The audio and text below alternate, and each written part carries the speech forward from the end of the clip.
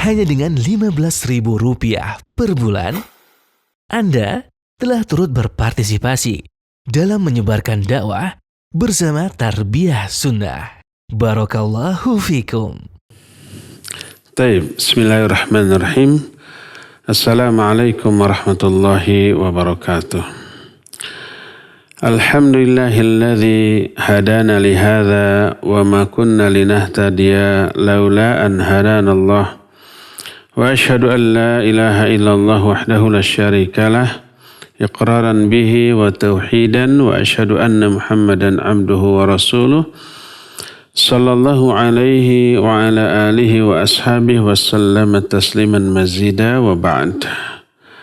Para pendengar radio Tarbiyah Sunnah Bandung di mana saja Anda berada, juga radio-radio lain yang ikut menyiarkan kajian kita di pagi hari ini, pemirsa Persada TV, Niaga TV, dan TV-TV lain yang ikut juga gabung, serta para netizen melalui akun manapun di mana saja Anda berada, para anggota Majelis Ta'lim Mumtaz Indonesia, para alumni haji dan umroh di bawah penyelenggaraan Mumtaz Travel atau Nasratul Ummah Travel di mana saja Anda berada.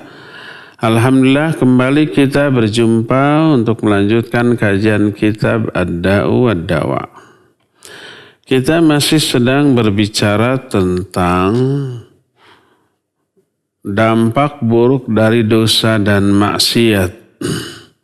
Pada pertemuan kemarin kita sudah membahas bahwa salah satu di antara dosa, dampak dari dosa itu adalah ditawannya seorang hamba oleh setan laknatullahi alaih. Jiwanya itu dibelenggu, dikuasai, dikendalikan oleh setan. Sekarang kita lanjut dengan poin berikutnya yang tidak kalah mengerikannya. Al-ma'asi sababun fi suqutil jah wal manzilah indallahi wa inda khalqih. Kemaksiatan menjadi penyebab jatuhnya kemuliaan dan kedudukan seorang hamba, baik di sisi Allah ataupun dalam pandangan sesama makhluknya.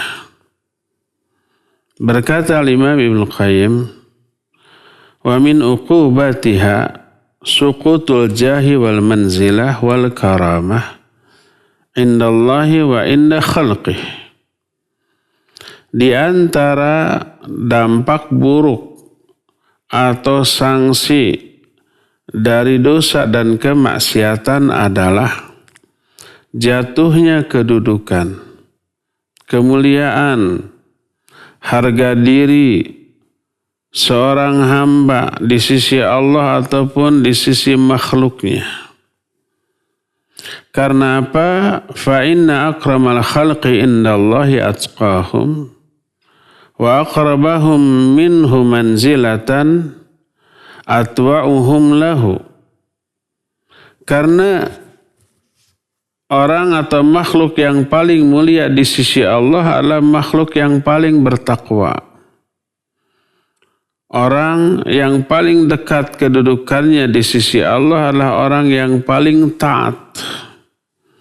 Allah Azza wa Jalla berfirman, inna akramakum indallahi atqakum. Sesungguhnya manusia yang paling mulia di sisi Allah adalah manusia yang paling bertakwa.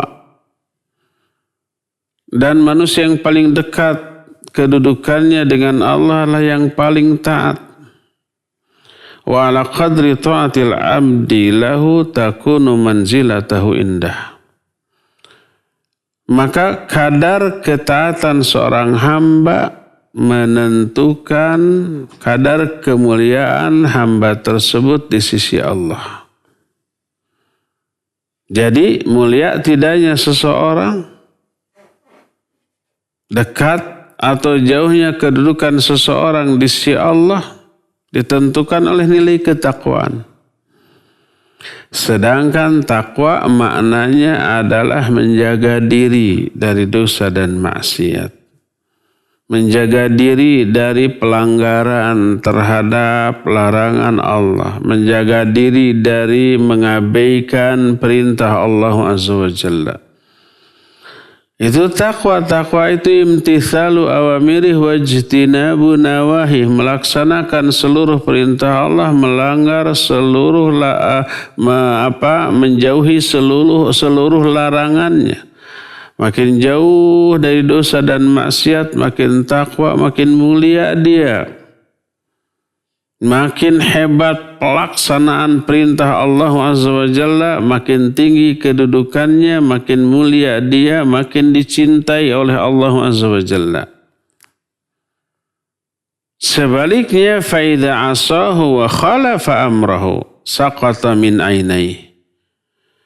Kalau dia maksiat kepada Allah, menyelisihi perintahnya, melanggar larangannya, jatuhlah kedudukan dia, kemuliaan dia di sisi Allah Azza wa Jalla.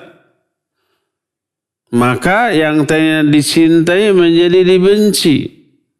Yang tadinya disayangi menjadi dimurkai. Yang tadinya dimuliakan menjadi dihinakan.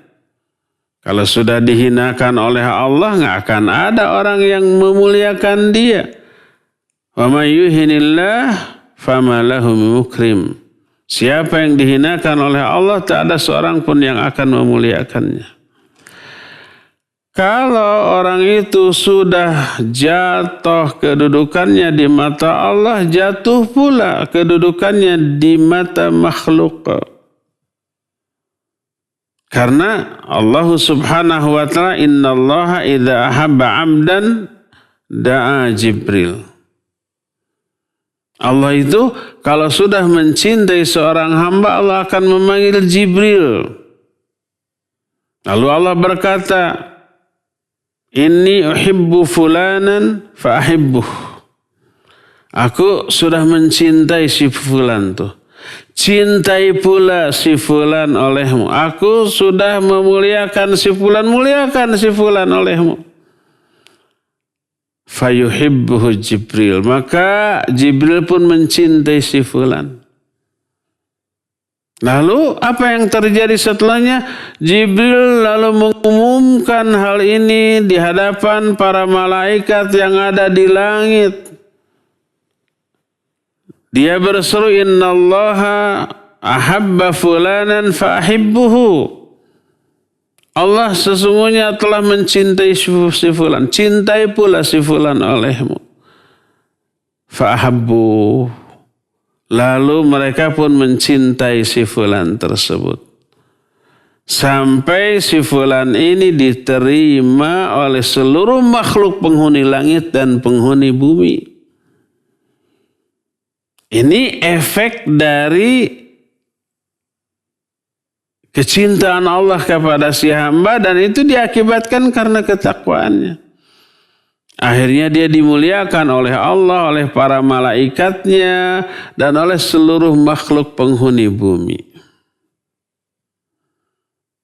Dan itu sekali lagi Allah mencintai, memuliakan karena ketaatan orang itu. Dalam Al-Quran Allah menyatakan wa tu'izzu man tasya wa tudhillu man tasya. Ya Allah, engkau memuliakan siapa saja yang engkau kehendaki untuk dimuliakan. Engkau menghinakan orang yang engkau sukai untuk dihinakan. Dalam doa kunut witir kita berdoa, innahu la yadhillu man walait wa la ya'izzu man 'adait. Sesungguhnya tidak akan hina orang yang engkau cintai, ya Allah. Dan tidak akan mulia orang yang engkau musuhi, orang yang engkau benci. Dan karena keadilan Allah Azza wa Jalla, mustahil orang yang sungguh-sungguh beribadah, sungguh-sungguh menjauhi dosa dan maksiat oleh Allah lalu dihinakan, nggak mungkin, itu nggak adil. Jangankan Allah tuh, manusia aja ada memiliki sifat adil walaupun tidak sempurna. Seorang bos di sebuah instansi, baik pemerintahan ataupun umpamanya swasta, akan melihat loyalitas, komitmen, dan kinerja bawahannya. Kalau ada bawahannya yang disiplin, jujur, bertanggung jawab, rajin, tidak pernah telat, tidak pernah mengabaikan tugasnya, bahkan tugas untuk besok selesai sekarang. Dengan kualitas yang bagus, memuaskan siapa? Memuaskan bosnya, apalagi owner perusahaannya. Kerjasama dia dengan timnya, dengan anak buahnya, dengan temannya, dengan atasannya bagus.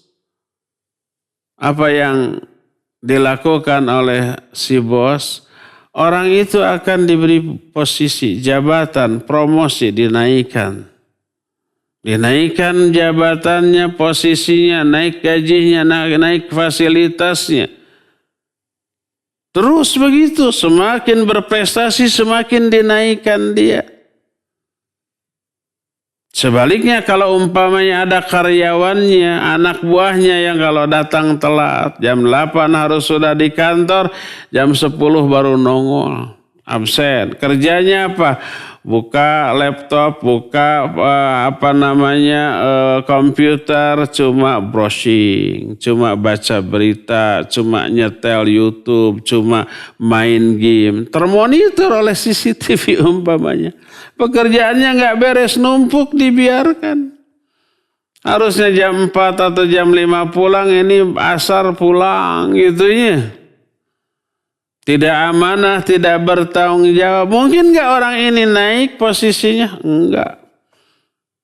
Kepada kawan-kawannya nggak akur. Dengan kawan-kawannya banyak berantemnya. Menghambat kinerja perusahaan. Kinerja karyawan-karyawan lain di perusahaan tersebut. Bagaimana tindakan bos kepada orang seperti ini? Mandek itu, bisa diturunkan jabatannya, turunkan gaji, turunkan fasilitas, bisa-bisa dipecat.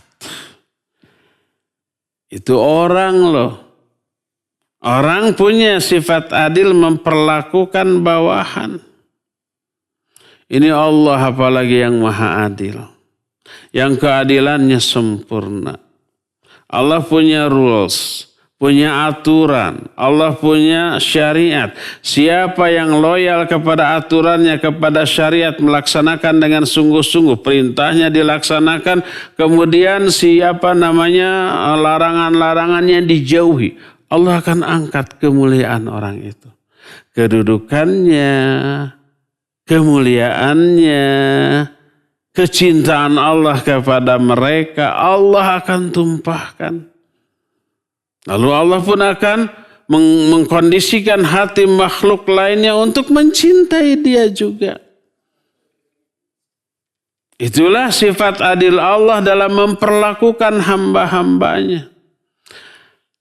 Oleh karena itulah maka siapa orang yang bermaksiat kepada Allah Azza wa Jalla, menyelisihi perintahnya, mengabaikan semua yang diinstruksikannya, melanggar apa yang dilarangnya, maka Allah Azza wa Jalla akan turunkan kemuliaannya.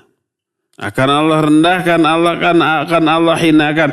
Kalau sudah dihinakan oleh Allah Azza wa Jalla, maka makhluk yang lain pun turut menghinakannya pula. Turut merendahkannya pula. Dan apa yang terjadi setelah itu, tak akan ada kehormatan, kemuliaan, kesenangan, kebahagiaan kepada orang seperti itu. Yang ada adalah keresahan, kegelisahan, ketidaktenangan. Coba bagaimana kalau umpamanya seorang karyawan di perusahaan tidak disiplin. Korupsi waktu, korupsi barang, korupsi uang, dihukum oleh bosnya. Apa yang terjadi? Dia tidak akan merasa betah di sana. Sumpek, orang-orang kelihatan menatap dia dengan tatapan yang nyinyir, yang sentimen, yang tidak suka. Ketemu umpamanya teman sejawatnya yang yang mengetahui kekeliruannya, kesalahannya, penyimpangannya, dia malu tertunduk. Apalagi kalau ketemu atasannya, apalagi kalau ketemu bosnya, nggak punya rasa harga diri, nggak punya kehormatan. Resah, gelisah, ya, sumpah, risau, galau, sedih, nggak tenang, nggak nyaman. Itu adalah dampak dari kesalahan, dampak dari dosa dan kemaksiatan. Oleh karena itulah maka tak disangkal lagi kenikmatan, kebahagiaan salah satunya bersumber dari kondisi kejiwaan, kondisi psikis. Ketika jiwa kita tenang dan tentram, ketika jiwa kita merasa dicintai, dihormati oleh orang lain, ketika itu kita akan berbahagia. Apalagi yang mencintai, yang memuliakanlah Raja di Raja, Allah Azza wa Jalla. Dan itu merupakan nikmat yang sangat besar dalam kehidupan manusia. Berkata Imam Ibnu Qayyim, wa min a'zami ni'amillahi 'alal 'abdi ayyurfa lahu bainal 'alamin dzikruh wa yu'la lahu qadruh. Walihada khassa anbiya'ahu wa rusulahu min dzalik bima laisa li ghairihim. Nikmat yang terbesar yang Allah berikan kepada seorang hamba adalah diangkatnya nama baik orang itu di hadapan seluruh makhluk, ditinggikan derajat kemuliaannya.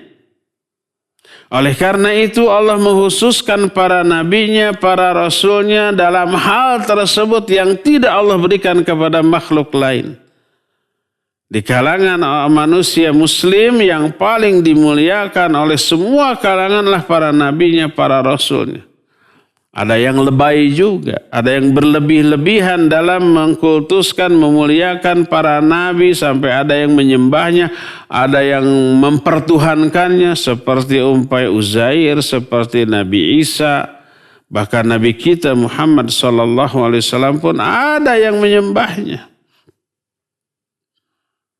Itu karena kemuliaannya. Nah, oleh karena itulah maka Allah berfirman di dalam beberapa ayat Al-Quran, di antaranya surah Sad 45 dan 46 Allah menyatakan, "Wadhkur ibadana Ibrahim wa Ishaq wa Yaquba ulil aidi wal absar. Inna akhlasnahum bi khalisatin dzikrad dar."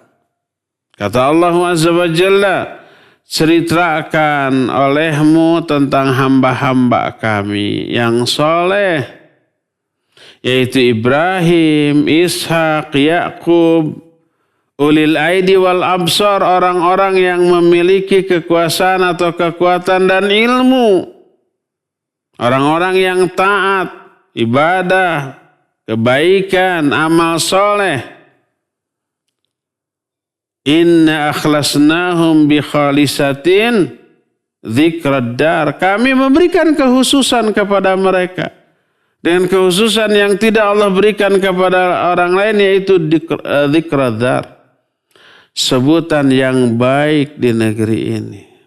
Semua nabi, semua rasul selalu disebut namanya dalam konteks memujinya, menjadikannya sebagai contoh, lalu diiringi dengan doa alaihi salam, alaihi salatu wassalam, dan seterusnya. Makna dari ayat ini, khassasnahum bi khasisatin wa hiya dzikrul jamil alladzi yudhkaru nabihi fi hadhihi dar. Maknanya kami berikan kekhususan kepada mereka dengan kekhususan yang spesial, yaitu penyebutan yang indah. Mereka disebut dengan sebutan yang indah, dengan pujian, dengan sanjungan di negeri ini, di dunia ini, dalam kehidupan ini. Dan inilah yang disebut dengan lisanus sidqin. Lisan yang baik, yang benar, yang diminta oleh Ibrahim alaihissalatu wassalam dalam doanya ketika beliau berdoa, waj'alni lisana sidqin fil akhirin. Jadikan untukku lisana sidqin, lisan yang benar, yang jujur, maksudnya pujian dalam diri orang lain. Maka Allah Azza wa Jalla mengabulkan permintaannya dengan mengatakan wa wahabna lahum min rahmatina wa ja'alna lahum lisana sidqin aliyya. Itu dalam surah Maryam ayat yang ke-50. Kami berikan kepada mereka sebagian dari rahmat kami dan kami jadikan bagi mereka lisana sidqin, lisan yang baik. Aliyan berupa apa? Pujian yang tinggi, sanjungan dari lisan orang lain kepada mereka. Nabi kita Muhammad SAW oleh Allah dinyatakan wa rafa'na laka dzikrak dalam surah Al-Insyirah. Wa rafa'na laka dzikrak, telah kami angkat namamu bagi dirimu, dipuji, disanjung. Karena apa? Karena ketaatan, karena ketakwaan. Makin taat, makin takwa, makin tinggi nama, pujian, sanjungan orang itu. Baik dari Allah ataupun dari sama makhluk. Allah Azza wa Jalla memuji Nabi SAW dalam banyak ayat. Allah menyatakan, wa innaka la'ala khuluqin azim. Pujian Allah tuh. Engkau ini hai Muhammad benar-benar berada di atas akhlak yang sangat agung. Dipuji oleh Allah Azza wa Jalla. Berdasarkan hal itulah maka kalau ketaatan, ketakwaan menyebabkan orang itu diangkat, dimuliakan kedudukannya di mata Allah ataupun di mata manusia, maka sebaliknya dosa dan maksiat sebagai lawan dari ketakwaan, lawan dari ketaatan akan menyebabkan orang itu diapakan? Dihinakan, direndahkan. Lanjutan hadis yang tadi, innallaha idza abghadha 'abdan da'a Jibril. Kalau Allah membenci seorang hamba, membenci ini, Allah akan memanggil Jibril alaihissalatu wassalam. Lalu Allah berfirman, sesungguhnya aku membenci si fulan, benci pula si fulan olehmu. Maka malaikat Jibril pun membenci orang tersebut. Lalu malaikat Jibril pun berkata kepada malaikat penghuni langit dan bumi, sesungguhnya Allah Azza wa Jalla membenci si fulan, benci pula si fulan oleh kalian. Akhirnya para malaikat pun membenci pula si fulan. Akhirnya si fulan tersebut menjadi orang yang tidak diterima oleh semua kalangan di muka bumi, direndahkan dan dihinakan. Apa yang terjadi? Yang terjadi orang itu pun menganggap dirinya hina dan rendah. Betapa banyaknya orang yang merasa dirinya banyak dosa dan kesalahan, ahli maksiat, nggak punya muka untuk berjumpa dengan orang yang dianggapnya soleh. Seperti para dai, para ustadz, para kiai, para ajengan, rata-rata kan dianggapnya soleh oleh orang awam. Makanya banyak orang yang tidak berani. Saya ingin jumpa tapi belum berani. Malu, nggak punya muka, merasa rendah diri, merasa minder dan seterusnya. Ada yang seperti itu? Ada. Padahal ya belum tentu sang kiai, sang ustadz, sang dai itu lebih soleh daripada mustaminya, daripada muridnya. Emang ada kiai-kiai, ustadz-ustadz dan dai-dai yang durhaka? Ada. Disinyalir oleh Allah dalam Al-Quran, oleh Nabi SAW dalam hadisnya. Walaupun mereka ini memiliki peran besar dalam pembinaan umat. Salah satunya lah hadis sahih riwayat Imam Muslim, innallaha la yu'ayyidu hadzal dina birajulin fajir. Tuh. Allah ini akan menguatkan agama ini dengan seorang laki-laki durhaka. Rajulin fajir. Laki-laki durhaka siapa? Laki-laki durhaka itu apakah tukang mabok, tukang judi, tukang zina, maling kayak begitu akan menjadi pembela Islam lalu Islam kuat? Bukan. Tapi yang dimaksud laki-laki fajir ini ulama, kiai, ajengan, ustaz, dai, mubalik, berilmu, menyebarkan agama. Tapi fajir, tapi durhaka. Apa kedurhakannya? Yang paling utama kata Imam Ibnu Jauzi rahimahullahu ta'ala, karena ketidakikhlasan di dalam berdakwah, dalam menyebarkan agama ini. Ada riya, ada ujub, ada sum'ah, ada takabur, ada niat-niat duniawi. Itu dosa bukan? Bukan dosa lagi, durhaka. Kecil apa besar dosanya? Besar. Riya atau tidak ikhlas itu dosanya besar, bukan sekedar tidak akan peroleh pahala dari Allah, tapi juga diazab oleh Allah. Setiap orang yang beribadah atas dasar riya, sum'ah, ujub, takabur untuk kepentingan dunia, dia durhaka. Termasuk ibadah tersebut adalah apa? Dakwah. Durhaka dia. Kalau durhaka otomatis tidak soleh, ya enggak? Ada, tidak semua. Oh, wow. Kiai, ustadz, dai yang soleh banyak. Yang tidak soleh alias salah banyak juga. Apalagi orang awamnya.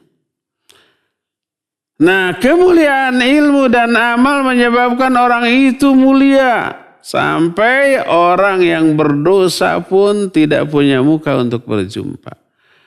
Dia merasa hina menurut pandangan dirinya sendiri. Oleh karena itu berkata Imam Ibnu Qayyim rahimahullah, fattiba'ur rusul lahum nasibun min dzalik bihasbi mirathihim min ta'atihim wa mutaba'atihim. Wa kullu man khalafahum fatahu min dzalik bihasbi mukhalafatihim wa ma'siyatihim.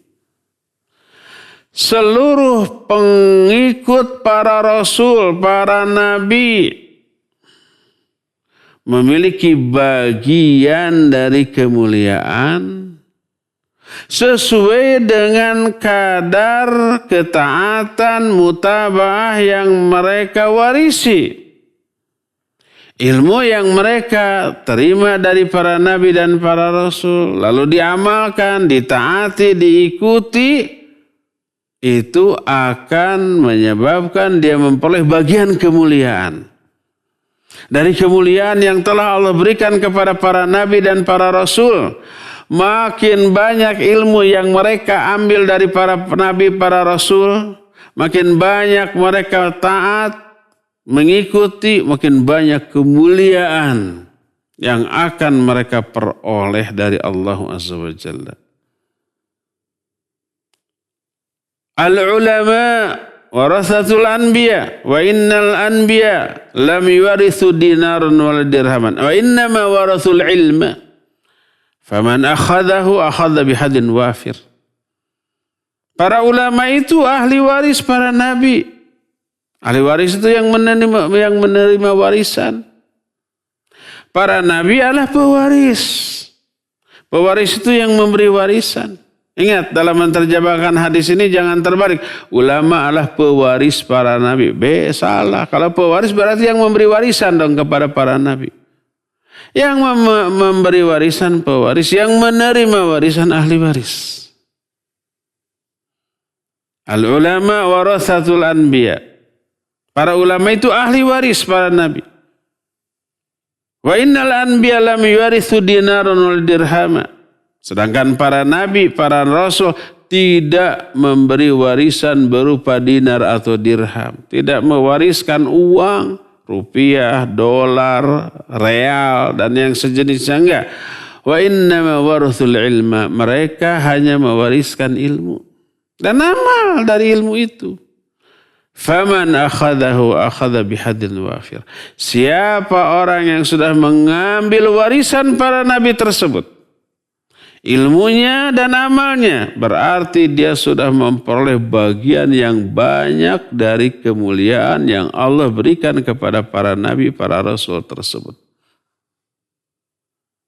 Sebaliknya, wa kullu man khalafahum, setiap orang yang menyelisihi para nabi, ilmunya dicuekan, diabaikan, tidak dipelajari. Al-Quran dan As-Sunnah. Perintah-perintahnya, contoh-contoh yang baiknya dilalaikan juga ditinggalkan. Malah apa yang dilanggar dilarang. Malah apa yang dilarang dilanggar. Yang diharamkan malah dilakukan. Fatahu min dzalik bihasbi mukhalafatihim wa maksiatihim. Dia, orang tersebut, akan luput dari dirinya kemuliaan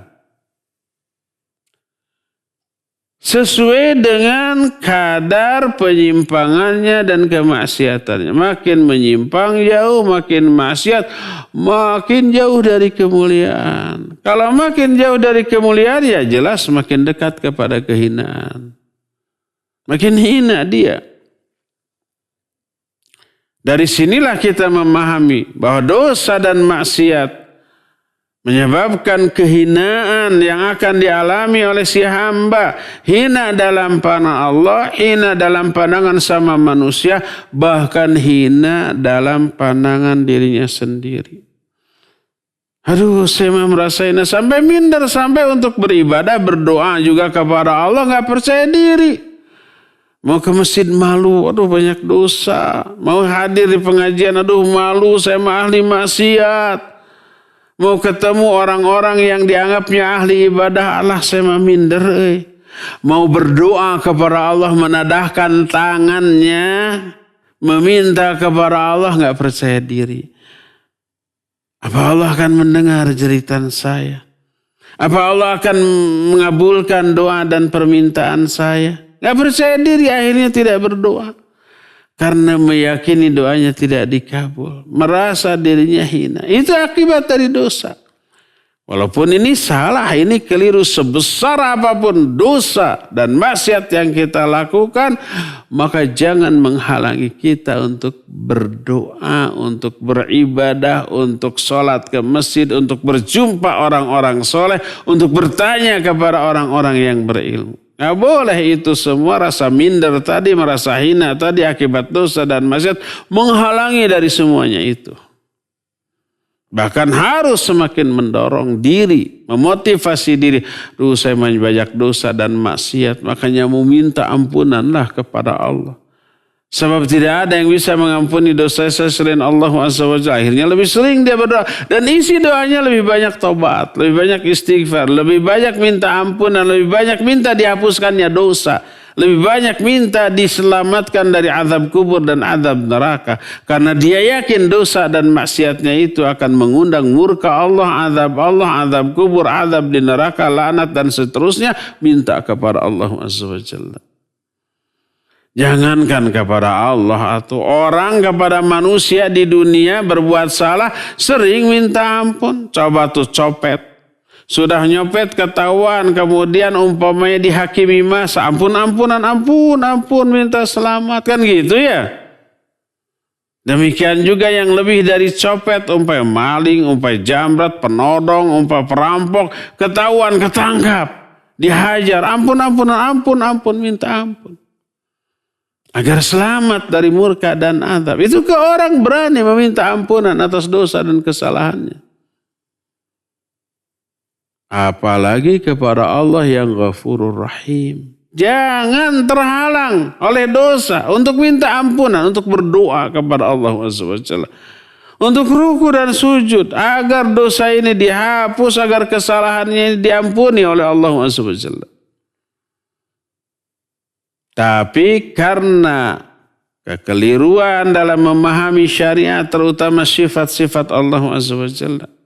Karena kebodohan, karena hawa nafsu, karena bisikan setan, orang yang banyak melakukan dosa minder sehingga tidak percaya diri berdoa kepada Allah, akhirnya tidak berdoa. Malu ke masjid, akhirnya tidak ke masjid. Malu untuk hadir ke majlis talim, akhirnya tidak mau hadir. Malu bergaul dengan ahli ibadah, orang-orang soleh dan berilmu, akhirnya tidak mau gaul dengan mereka, gaulnya dengan sesama penjahat, dengan sama ahli maksiat. Malu untuk bertanya kepada dai, kepada ustadz, kepada kiai, akhirnya tidak mau bertanya. Semakin jauh. Dan ini efek buruk dari dosa dan maksiat. Oleh karena itu, raih kemuliaan dengan ketaatan, hindarkan kehinaan, kerendahan dengan cara menjauhi dosa dan maksiat.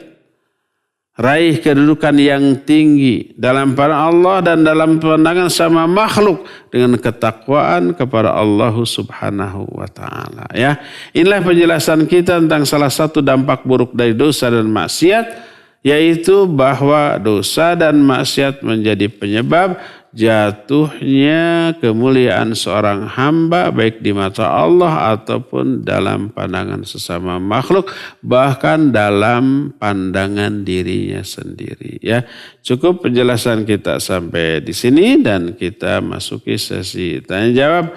Wa sallallahu ala nabiyina Muhammadin wa ala alihi wa sahbihi wasallam. Mangga.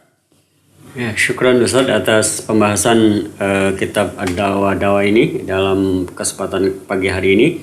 Dan untuk selanjutnya kami buka sesi tanya jawab. Kami persilakan bagi para pendengar juga pemirsa bisa bertanya secara langsung melalui telepon di nomor 02286862637. Sekali lagi dan nomor telepon 02286862637 atau melalui pesan singkat di nomor 081122714776. Baik, sudah ada penelpon yang masuk, kita angkat. Halo. Assalamualaikum warahmatullahi wabarakatuh. Assalamualaikum warahmatullahi wabarakatuh. Sehat Pak Mulyono ya? Siap. Silahkan Pak Mul. Siap. Ustaz, saya mau tanya, yaitu orang bermaksiat akan kehilangan kemuliaan dari Allah dan kehinaan dari Allah. Tapi sekarang itu banyak orang yang bertakbir, yang mengerti dalam bidang agama, tapi banyak melanggar apa-apa yang diperintahkan oleh dan seorang pejabat ibaratnya dan sipulan itu, tapi masih melaksanakan apa yang dikatakan itu melanggar dari melanggar dari tanggung jawabnya. Bagaimana itu? Sekian, assalamualaikum warahmatullahi wabarakatuh. Waalaikumsalam warahmatullahi wabarakatuh. Pak Mulyono di Margahayu Raya ya, barakallahu fiik. Iya, kalau orang awam melanggar larangan, mengabaikan perintah, dosa. Itu dosa besar. Kalau orang berilmu, kiai, ulama, dai, ustadz, melanggar larangan, mengabaikan perintah, dosanya lebih besar daripada orang awam. Dan banyak teguran dalam ayat, dalam hadis yang sahih, serta ancaman kepada orang yang berilmu, tapi amalnya tidak sejalan dengan ilmunya.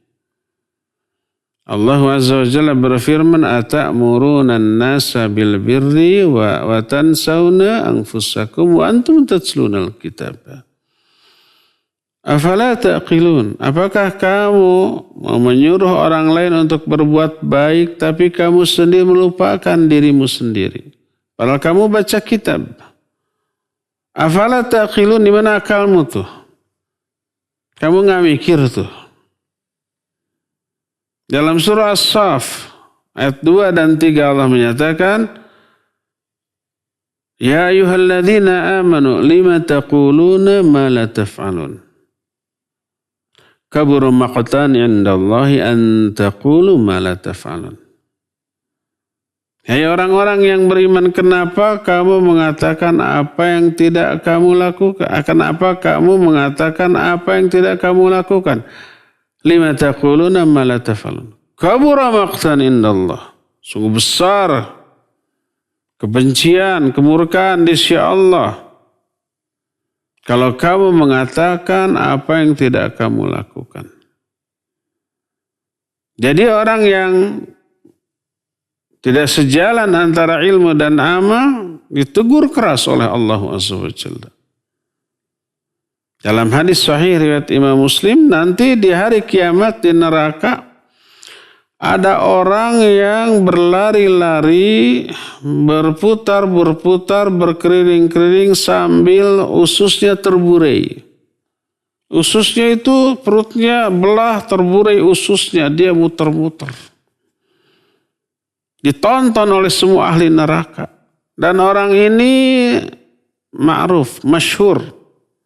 Orang ini beken, populer di tengah manusia sebagai orang yang baik, ustadz, da'i, kiai yang selalu berdakwah, mengajak orang kepada kebaikan, melarang orang dari kemungkaran.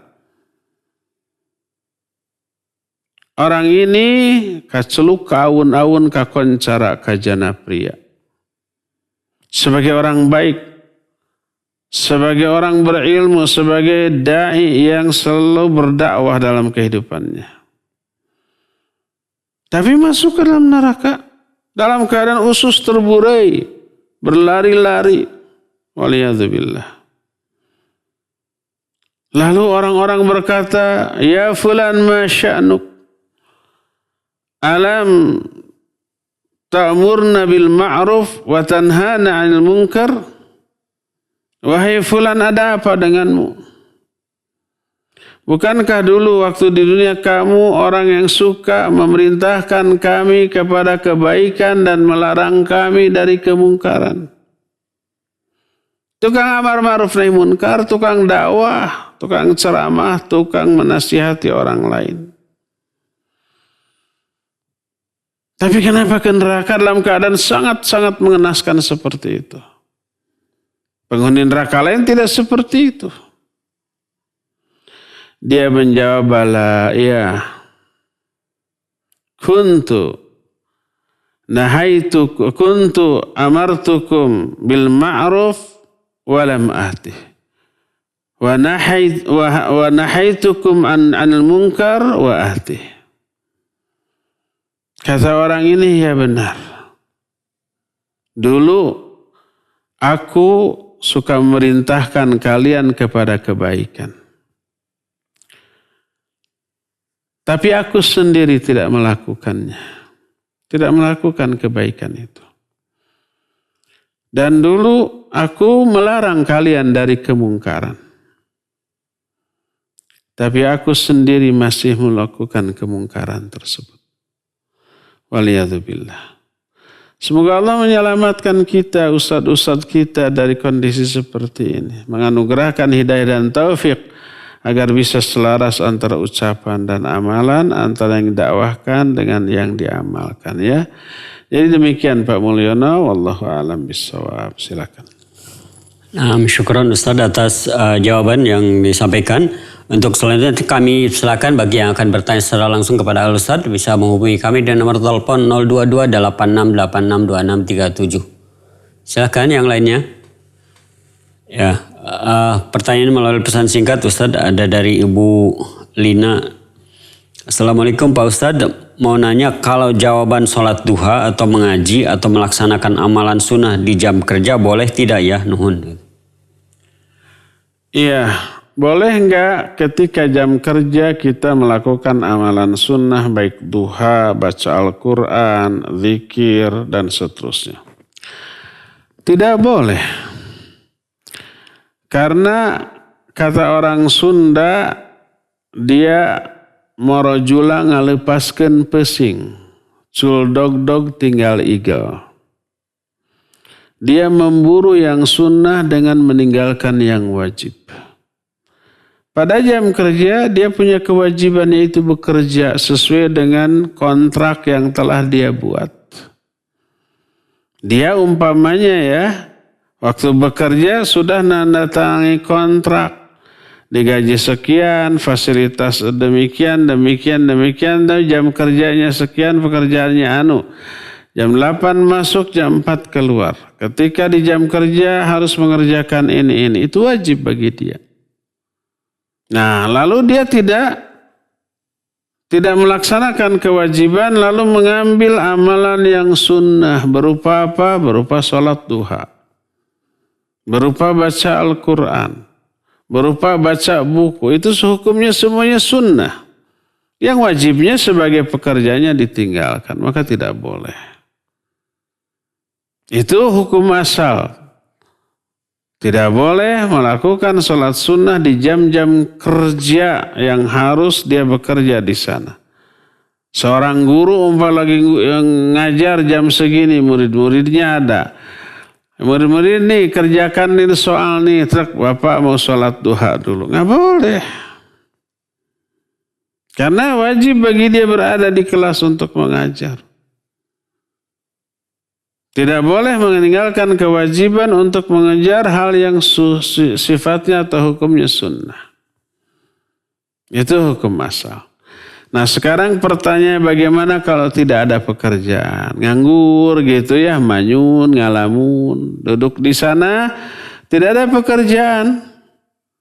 Prinsip apa yang harus selesai, apa yang bisa dikerjakan besok, dia kerjakan sekarang. Sudah, untuk besok pekerjaan besok juga udah beres, sekarang sudah. Nggak ada lagi pekerjaan. Sudah rapi segala macam. Nganggur gitu ya.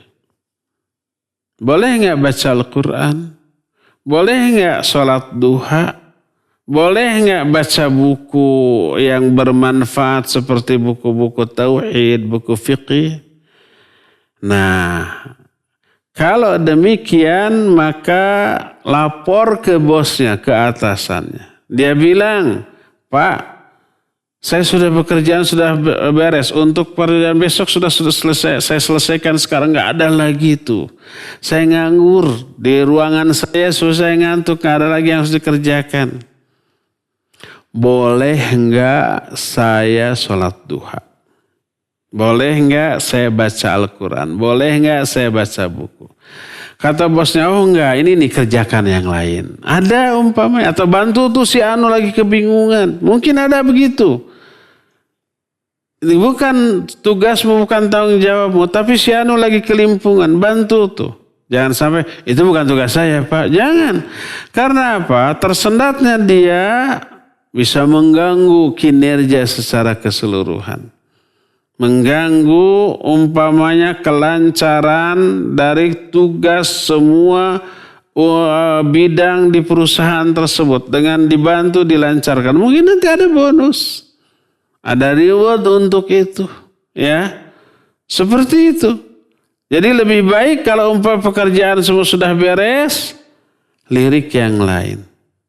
Ada nggak yang perlu saya bantu? Ingat. Manajemen syar'i berlakukan juga di dalam manajemen perusahaan. Baik swasta ataupun negeri. Bagaimana manajemen syar'i? Rasul SAW menyatakan, siapa orang yang membantu orang lain, Allah akan bantu. Siapa orang yang meringankan beban orang lain, Allah akan ringankan beban dia. Siapa orang yang mengangkat kesusahan orang lain, Allah akan angkat kesusahan dia. Dunia dan akhirat. Itu tuh. Bantu orang lain, jangan egois. Itu mah tugas dia, mau pusing, mau puyeng, mau beres, mau tidak, sebodoh amat. Yang penting saya selesai. Itu orang egois. Bidang dia maju, yang lain tersendat. Akhirnya kinerja secara menyeluruh dari perusahaan itu menjadi tersendat juga. Efeknya ke dia juga nantinya. Bantu yang lain. Allah nggak akan sia-siakan. Si bos nanti melihat ini orang pekerjaan dia rapi, beres sebelum waktunya, terus dia bantu yang lain, pasti akan ada reward untuk dia. Jadi daripada mengamalkan amalan sunnah yang tidak ada hukum kaitannya dengan tugas dia di perusahaan itu, walaupun itu khidmat kepada Allah, lebih baik bantu rekan yang lain yang belum beres pekerjaannya. Kalau tuh semuanya beres, ya bilang saja ke bos, semua sudah beres, semua kawan-kawan saya sudah saya bantu, masih luang waktunya, boleh saya baca Al-Quran, boleh saya ke masjid sebentar sholat duha. Terlebih kalau orang itu tanggung jawabnya, tugasnya itu berkaitan dengan pelayanan kepada pihak lain. Beres, nggak ada orang, nggak ada apa, sholat duha. Lagi sholat duha datang orang. Lagi sholat duha datang telepon. Lagi sholat duha ada ini ada itu, terabaikan ya. Itu susah diprediksi ya. Demikian wallahu a'lam bishawab. Syukran Ustaz atas jawabannya. Ada penelpon yang masuk, kita angkat. Halo. Assalamualaikum. Waalaikumsalam warahmatullahi wabarakatuh. Yes. Dengan Ita di Cimahi, Pak. Siapa? Ita di Cimahi. Ita di Cimahi. Silakan. Yes. Jadi akhir Januari lalu itu kan saya melihat satpam di kompleks saya ini menutup akses jalan-jalan kecil yang di portal, yang dililit kawat peduli, yang ditutup pakai kayu berpaku begitu Pak. Itu saya tanya kepada satpamnya kenapa? Karena di dalam kompleks itu sudah 20 orang yang kena COVID dan analisis saya juga sudah sekitar 3 atau 4 orang yang meninggal. Dan Pak RW-nya itu sudah ditegur oleh wali kota begitu Pak, saking banyaknya di dalam sini kan banyak yang dinas di Jakarta gitu Pak. Nah, pertanyaan saya Pak, ini kalau saya dengar pengumuman kematian dari komplek RW sebelah di sekeliling RW saya ini, juga dalam satu hari itu pengumuman kematian itu sampai 3 sampai 4 orang gitu Pak dalam sehari itu. Sebelum pandemi itu tidak pernah terjadi seperti itu begitu. Nah, pertanyaan saya, bagaimana Pak sebenarnya sikap yang benar dari Pak RW? Apakah harus memberitahukan secara gamblang kepada warga tentang siapa saja yang sudah kena COVID? Soalnya di WA RW dan WA RT itu tidak ada Pak beritanya itu. Jadi kami membaca situasi ya dilihat dari buka tutup jalan yang di Palang, yang di kawat peduli begitu. Jadi kan kami tidak waspada gitu Pak. Sedangkan Jumatan di sini tuh sampai pekan kemarin ya masih berlangsung biasa saja begitu loh Pak. Saya kurang tahu apakah protokol kesehatannya sangat ketat atau bagaimana, tapi ini warga yang rumahnya di depan RW, di depan masjid itu sudah ada berapa yang kena COVID juga, dan itu guru ngaji di situ satu keluarga juga sekarang sedang isolasi mandiri dan suaminya dirawat di Dustira gitu Pak. Jadi pertanyaan saya, sikap yang benar dari Pak RW itu sebagai pemimpin suatu wilayah itu sebenarnya harus terus terang kepada warga lewat WA RT dan WA RW supaya waspada dan saling menjaga. Tapi itu kan sambil menebar ketakutan juga mungkin ya. Atau diam-diam saja, pura-pura. Iya, Ibu Ita di Cimahi, barakallahu fik. Terputus tapi pertanyaannya sudah masuk ya kayaknya ya. Sudah tersampaikan. Baik. Ini tidak hanya terjadi di daerah Bu Ita saja, tapi mungkin di banyak daerah. Disebabkan karena penyebaran COVID-19 dengan varian baru ini luar biasa dahsyatnya. Rumah sakit penuh oleh pasien COVID, belum pasien selain COVID. Sampai lorong-lorong, gang-gang, halaman-halaman rumah sakit penuh dengan tenda-tenda darurat. Dengan tempat tidur pasien belangkar apa? kayak begitu, yang darurat yang diadakan mendadak, ya. Padahal itu COVID. Yang ke sana tidak mungkin sendiri, mungkin dengan keluarga, akhirnya keluarganya juga yang mengantarnya terkena. Pasien yang non-COVID akhirnya bisa terkena COVID. Bahkan tenaga medis pun begitu. Banyak dokter dan perawat yang juga terkena. Mereka juga stres. Tenaga berkurang, pasien nambah, fasilitas juga terbatas. Dengan adanya COVID, kebutuhan akan oksigen luar biasa meledak, meningkat, sampai tidak terpenuhi. Sampai berita yang terbaru kita mendengar di sebuah rumah sakit, puluhan orang meninggal karena kurangnya pasokan oksigen. Itu penyebab hissinya. Ya, penyebab utamanya ajal memang sudah tiba. Tapi ada tapinya, ya. Ikhtiar, usaha, perjuangan tetap harus kita lakukan. Ajal memang sudah ditentukan. Kalau orang sakit kita bawa ke rumah sakit bukan untuk memperpanjang umur, bukan untuk menghindarkan kematian, bukan sama sekali. Tapi untuk membuat si pasien yang terkena penyakit itu lebih nyaman di tengah sakitnya. Tertangani secara medis, secara psikis juga lebih tenang. Bukan agar panjang umur, bukan agar terhindar dari kematian. Dan itulah yang diperintahkan oleh syariat. Nabi SAW menyatakan, tadawau fa inna likulli da'in dawa.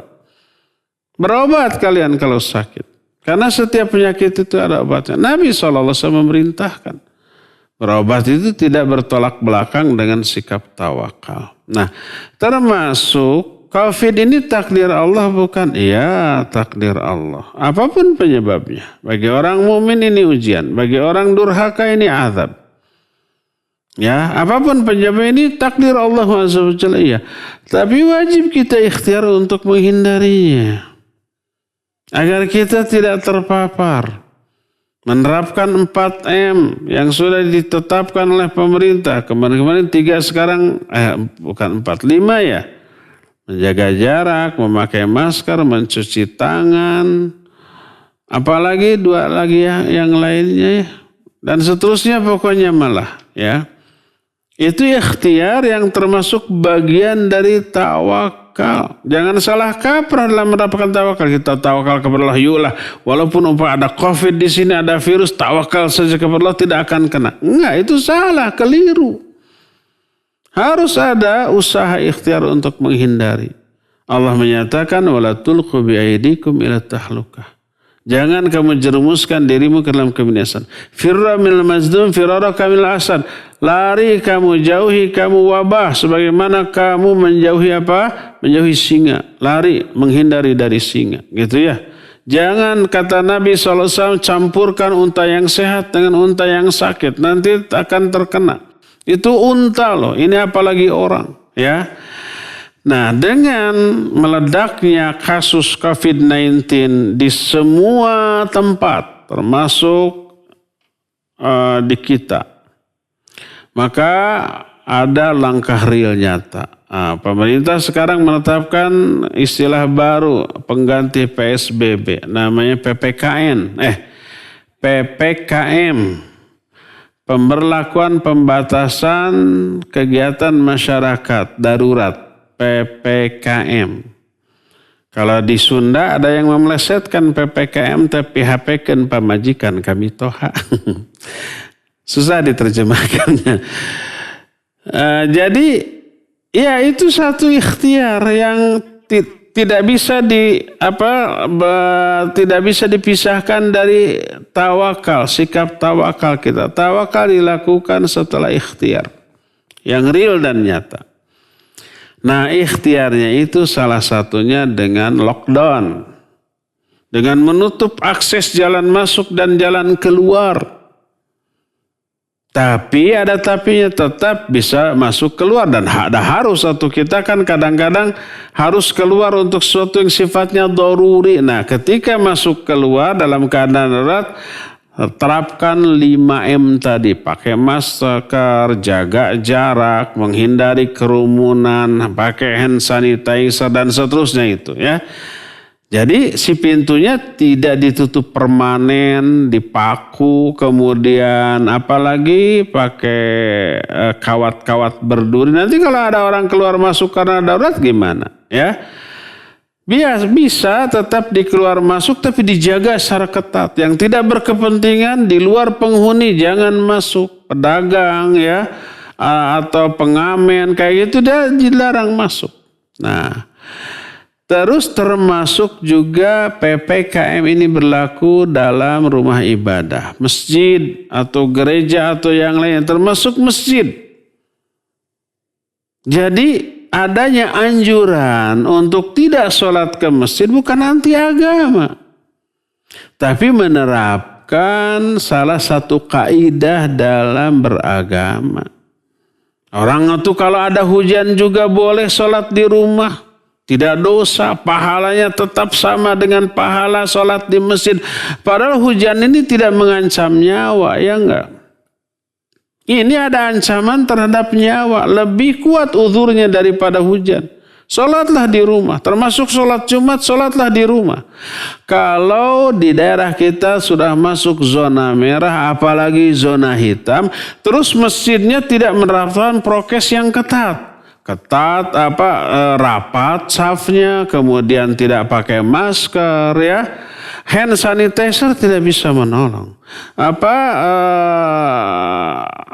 Pengukur suhu tidak bisa menolong, hanya mengecek layak tidaknya. Dan orang yang suhunya normal belum tentu dia sehat, tidak terpapar COVID, kan begitu? Tidak menjamin.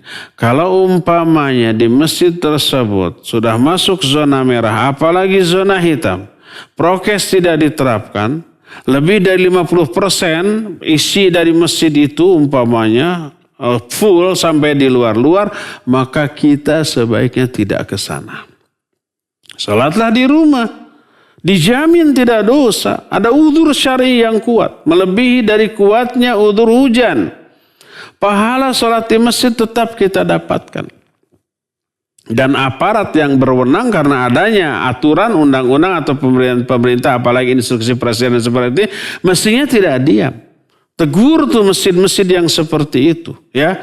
Karena khawatir masjid menjadi tempat potensial penyebaran virus corona ini.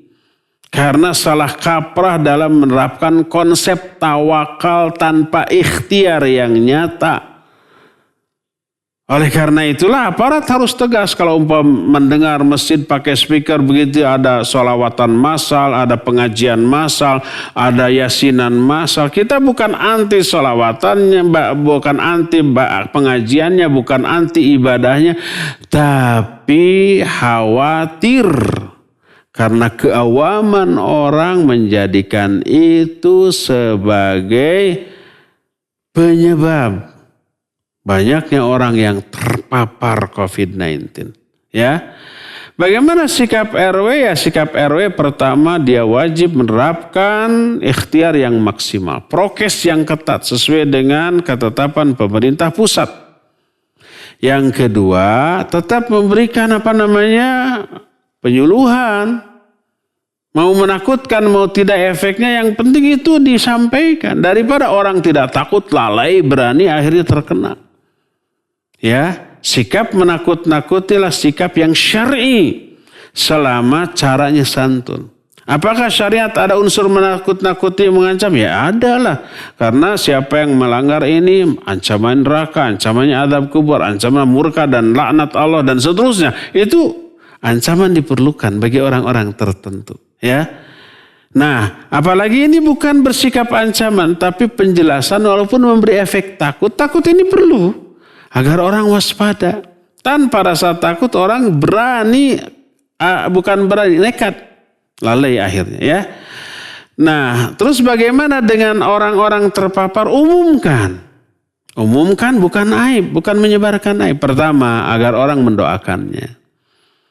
Kedua, agar orang mampu menghindarinya. Oh, si anu terkena, akhirnya tidak mendekat.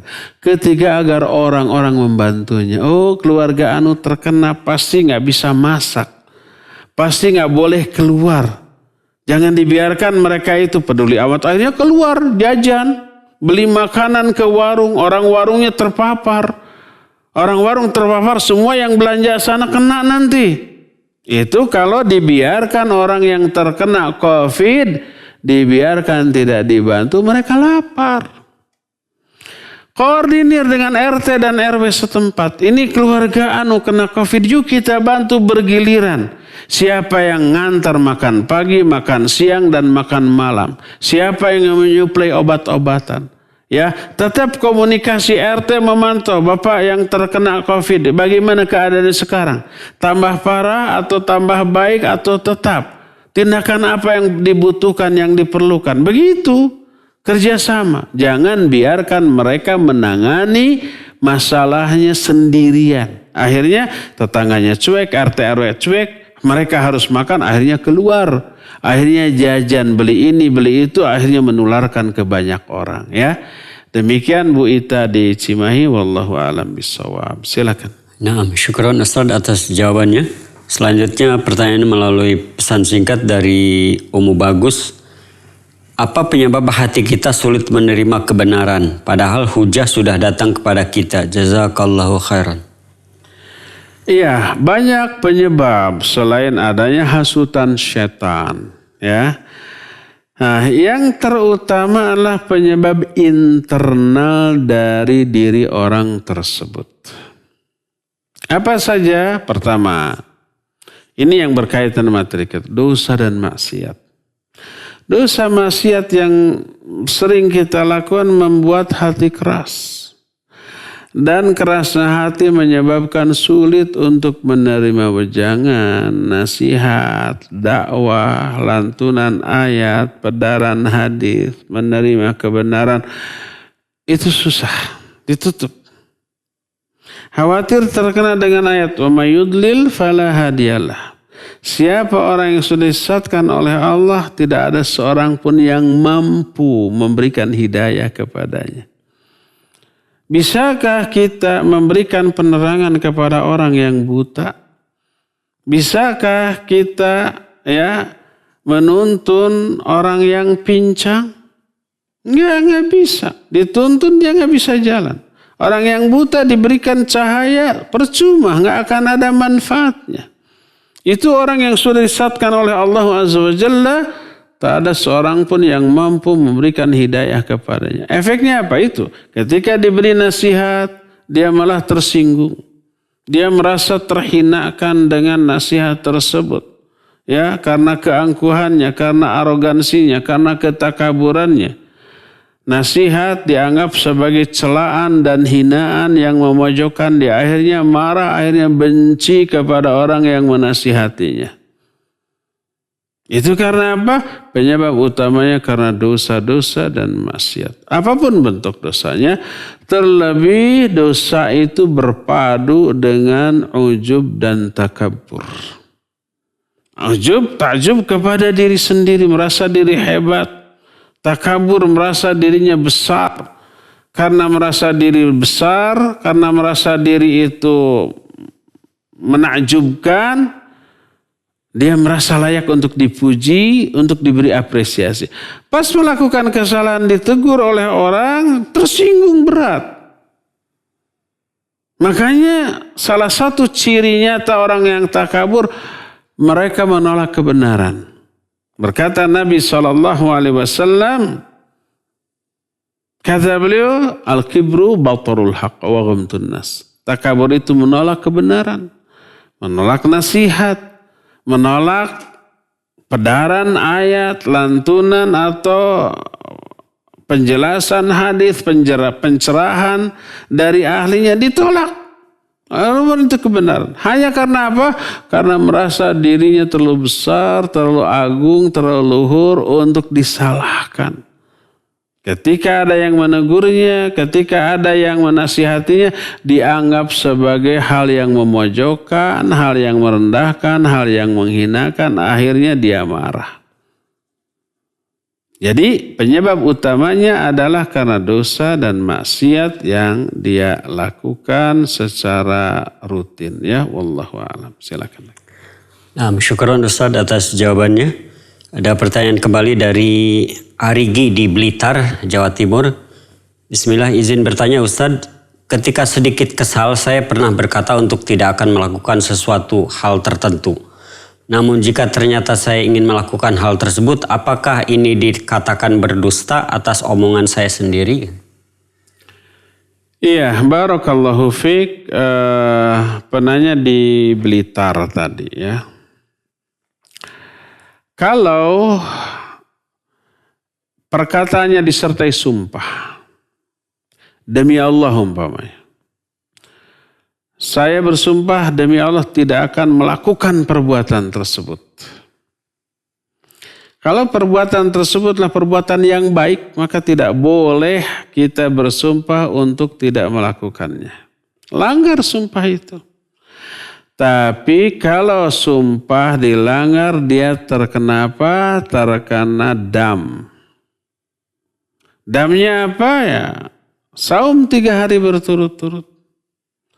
Atau kalau enggak, dia harus memberi makan 10 fakir miskin atau memberi pakaian kepada mereka dengan pakaian yang layak.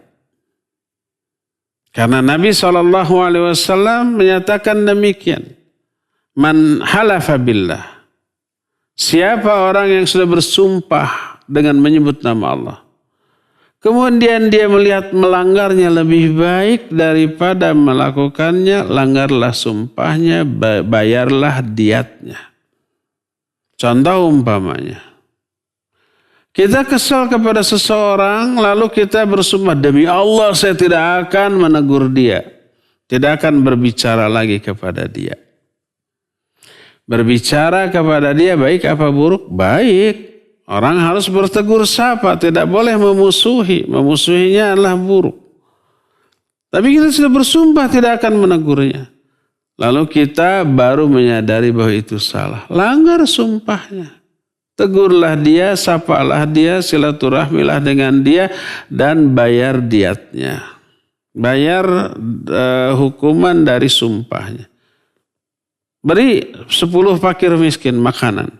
Atau saum 3 hari berturut-turut. Ya, itu kalau pakai sumpah. Adapun kalau tidak pakai sumpah, umpamanya saya mada tidak akan datang-datang lagi ke tempat dia, umpamanya.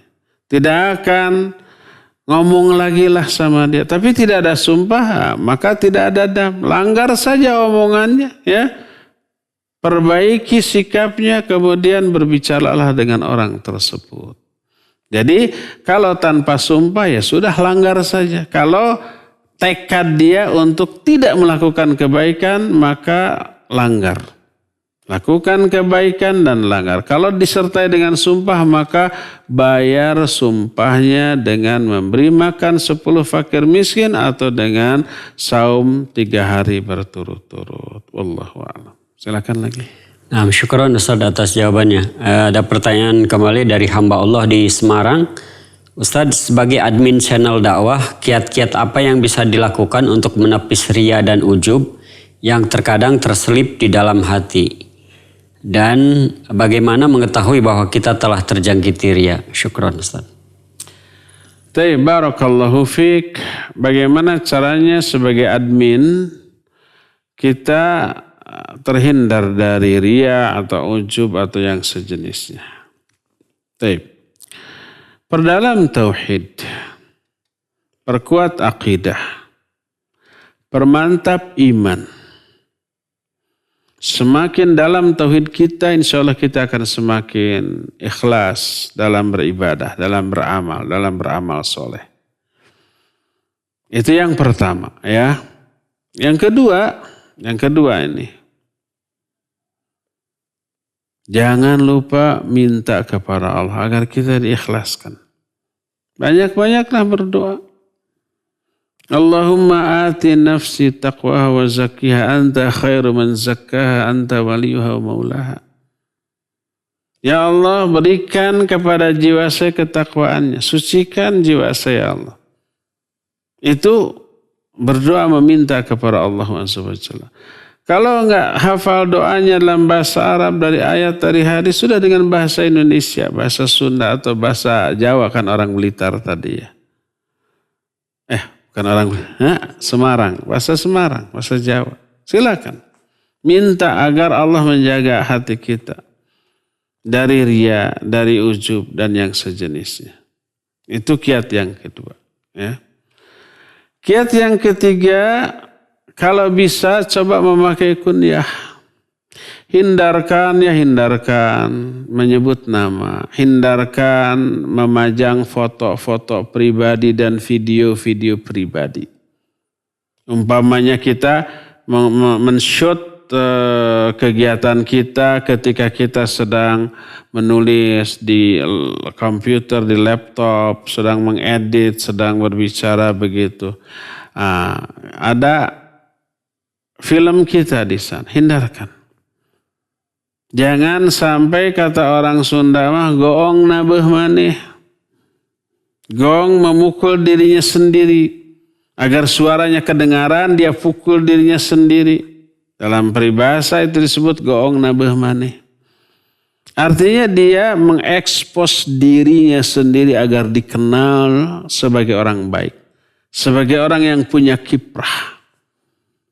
Ikhlaslah hanya menginginkan wajah Allah Azza wa Jalla dalam beramal. Ya.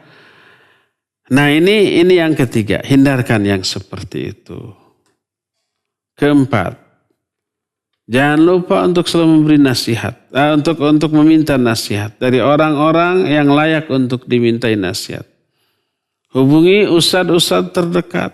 Untuk meminta saran, meminta nasihatnya, meminta arahannya. Terus bekerjalah dengan orang-orang ikhwan-ikhwan yang juga soleh, yang apabila kita tergelincir dia akan mengingatkan kita, akan menegur kita. Ini fungsi dari sahabat, ya. Nah, bagaimana tanda-tanda apabila kita sudah terjangkiti riya? Tandanya adalah apabila ada yang memuji kita suka, like. Dan ketika ada haters, ada yang mencela, menyalahkan, tersinggung, ini orang, blok saja sudah. Pokoknya yang masuk ke channel saya mah hanya yang memuji. Begitu sedikit ada yang miring, ada yang nyinyir, ini diblok. Jangan merasa bangga dengan jempol dan jangan merasa kecil hati dengan jempol terbalik. Ada yang like, ada yang dislike. Yang dislike, nah itu yang kita perhatikan. Komennya ini. Komen yang berupa kritikan atau celaan itu yang kita perhatikan. Itu jadi masukan bagi kita untuk memperbaiki diri. Yang memuji, ya, yang memberikan like, sanjungan, abaikan. Karena itu akan menjerumuskan kita. Ya. Kalau ikhlas tidak akan mundur dan tidak akan kecil hati hanya karena ada yang menyalahkan, ada yang mendislike, dan tidak akan bangga hanya karena banyaknya orang yang ngasih 2 jempol kepada kita. Wallahu a'lam. Sudah ya, cukup sampai di sini saja. Mungkin masih banyak pertanyaan tapi waktunya sudah mencukupi. Insyaallah kita akan jumpa kembali di hari Senin yang akan datang. Subhanakallahumma bihamdik asyhadu an la ilaha illa anta astaghfiruka wa atubu ilaik. Walhamdulillahi rabbil alamin. Wassalamualaikum warahmatullahi wabarakatuh.